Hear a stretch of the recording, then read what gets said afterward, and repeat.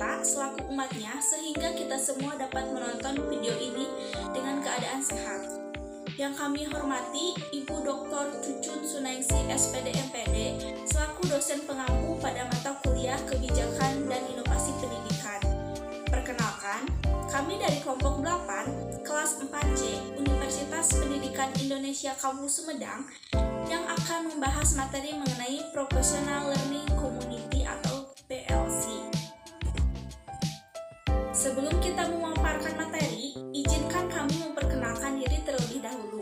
Perkenalkan, saya Dias Nilamangila dengan NIM 2103093 selaku moderator dalam pematerian kali ini. Dan anggota kelompok yang pertama ada Kirana Anindya Garini dengan NIM 2101038 dan anggota yang selanjutnya ada Faiza Wahdah Aupah dengan NIM 2101163. Adapun topik pembahasan yang akan disajikan yaitu pengertian PLC, tujuan PLC di sekolah, bentuk-bentuk PLC, dan permasalahan implementasi PLC. Nah, kita langsung saja pada pematerian yang pertama. Materi pertama yang akan saya jelaskan yaitu mengenai pengertian Professional Learning Community. PLC merupakan sebuah kelompok pembelajar yang dibentuk atas dasar misi bersama dengan tujuan dapat saling membantu untuk bersinergi mencapai tujuan yang diinginkan secara bersama-sama. Adapun yang menjadi bagian dari kegiatan-kegiatan yang dilakukan yaitu terdiri dari evaluasi diri, penemuan reflektif, dialog, belajar bersama, dan pemecahan masalah. PLC merupakan sebuah cara kerja yang terbentuk dengan tujuan untuk memotivasi guru sehingga guru dapat berkembang dan peka terhadap perubahan. Selanjutnya yaitu tujuan PLC. Tujuan Professional Learning Community atau PLC di sekolah atau satuan pendidikan yaitu sebagai berikut. Yang pertama, memastikan seluruh guru memperbaiki strategi dan gaya pembelajaran guru secara berkesinambungan. Yang kedua, menumbuhkan kepercayaan diri guru dan keyakinan guru akan kemampuannya untuk berhasil melakukan proses pembelajaran.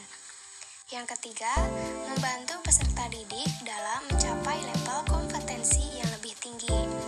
Yang keempat, mendorong dan membangun kepemimpinan dan manajemen yang efektif.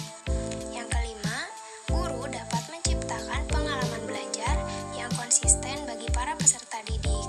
Dan yang terakhir, mengembangkan kemampuan guru dalam pembelajaran dan penilaian berbasis pengalaman. Selanjutnya yaitu bentuk-bentuk PLC. Berikut ini merupakan beberapa kegiatan yang dapat dikategorikan sebagai PLC. Yang pertama yaitu KKG atau MGMP sekolah. KKG merupakan kelompok kerja guru dan MGMP merupakan musyawarah guru mata pelajaran. PLC dapat dilakukan melalui wadah MGMP sekolah dan juga KKG sekolah. Para guru dapat memanfaatkan wadah MGMP sekolah untuk SMP, SMA, SMK, dan KKG untuk SD. Di dalam forum guru tersebut, para guru dapat berdiskusi mengenai keberhasilan ataupun kegagalan dalam proses pembelajaran dan juga penilaian. Lalu berikut ini merupakan tahapan yang harus dilakukan. Yang pertama, membentuk MGMP sekolah atau KKG sekolah, dan yang kedua yaitu MGMP sekolah atau KKG sekolah membuat program kerja. Yang kedua yaitu PLC level satuan pendidikan. Dalam upaya membangun PLC di sekolah, maka kepala sekolah harus menyusun beberapa program seperti supervisi akademik, melaksanakan supervisi akademik, melakukan refleksi hasil supervisi, dan juga menindaklanjuti hasil supervisi tersebut. Hal tersebut dapat dilakukan dengan forum rapat pembinaan untuk memberikan keyakinan mengenai learning action di antara para guru.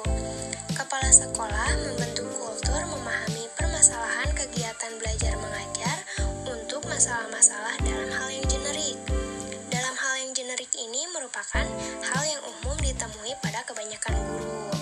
Selanjutnya, hasil supervisi kepala sekolah disampaikan kepada guru untuk ditindaklanjuti dan dicocokkan dengan hasil refleksi para guru pada poin pertama, yaitu hasil PLC guru di MGMP sekolah atau KKG. Hasil supervisi kepala sekolah dan hasil refleksi guru selanjutnya ditindaklanjuti berupa perbaikan proses pembelajaran yang dilakukan oleh TPMS atau Tim Penjaminan Mutu Pendidikan Sekolah. Dan yang terakhir yaitu lesson study. Menurut Dindin Abdul Muiz Lidinilah, lesson study adalah suatu model pembinaan profesi pendidikan melalui pengkajian pembelajaran secara kolaboratif dan berkelanjutan berlandaskan prinsip-prinsip kolegalitas dan mutual learning untuk membangun komunitas belajar. Lesson study dilaksanakan dalam 3 tahapan, yaitu merencanakan atau plan, melaksanakan atau do, dan merefleksi atau see, yang berupa kegiatan yang berkelanjutan.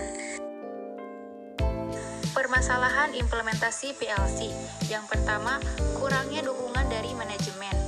Implementasi PLC membutuhkan dukungan dan komitmen dari manajemen sekolah atau institusi. Namun, jika manajemen tidak memberikan dukungan dan pengakuan yang cukup, maka implementasi PLC dapat gagal. Yang kedua, kurangnya partisipasi dari anggota. PLC membutuhkan partisipasi aktif dari semua anggota untuk mencapai tujuan pembelajaran yang diinginkan. Namun, jika anggota tidak memiliki komitmen dan semangat yang cukup, maka implementasi PLC tidak akan maksimal. Dan yang ketiga, kurangnya waktu dan sumber daya. Implementasi PLC membutuhkan waktu dan sumber daya yang cukup, seperti waktu untuk pertemuan dan diskusi, serta sumber daya untuk mendukung kegiatan pembelajaran. Namun, jika waktu dan sumber daya terbatas, maka implementasi PLC dapat terhambat atau tidak efektif. Untuk mengatasi permasalahan implementasi PLC, beberapa solusi yang dapat dilakukan antara lain: yang pertama, dukungan dan pengakuan dari manajemen. Manajemen sekolah atau institusi harus memberikan dukungan dan pengakuan yang cukup kepada implementasi PLC. Hal ini dapat meningkatkan motivasi dan semangat anggota dalam melaksanakan kegiatan pembelajaran. Yang kedua, peningkatan partisipasi anggota. Anggota harus memiliki komitmen dan semangat yang tinggi dalam melaksanakan kegiatan pembelajaran. Hal ini dapat dicapai dengan membangun komunikasi yang baik dan memperkuat kolaborasi antar anggota. Yang ketiga, penyediaan waktu dan sumber daya yang cukup.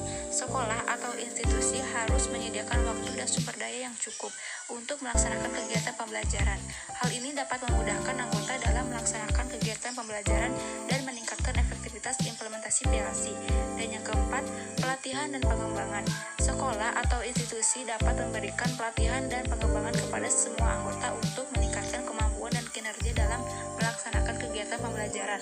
Hal ini dapat meningkatkan motivasi dan semangat anggota dalam melaksanakan implementasi PLC. Nah, itu tadi penjelasan materi dari kelompok kami. Di sini saya akan menjelaskan kesimpulan mengenai materi yang telah dijelaskan. Professional Learning Community atau PLC merupakan proses akuisisi pengetahuan yang dilaksanakan melalui proses inquiry secara kolaboratif dalam memecahkan masalah yang bersumber dari pekerjaannya, yang indikasinya dapat ditelusuri dari kebutuhan belajar guru yang bersumber pada kepentingan proses belajar mengajar dan pengalaman belajar guru dilaksanakan secara kolaboratif. Komunitas belajar sekolah yang efektif dapat mengarah pada perubahan yang signifikan dalam budaya dan adanya peningkatan. Kolaborasi guru mengacu pada praktek kolaborasi dan kooperatif yang profesional dan aktivitas yang melibatkan para guru untuk mencapai tujuan pendidikan. Sekian pematerian dari kelompok kami. Mohon maaf apabila banyak kekurangan. Wabillahi taufiq wal hidayah. Wassalamualaikum warahmatullahi wabarakatuh.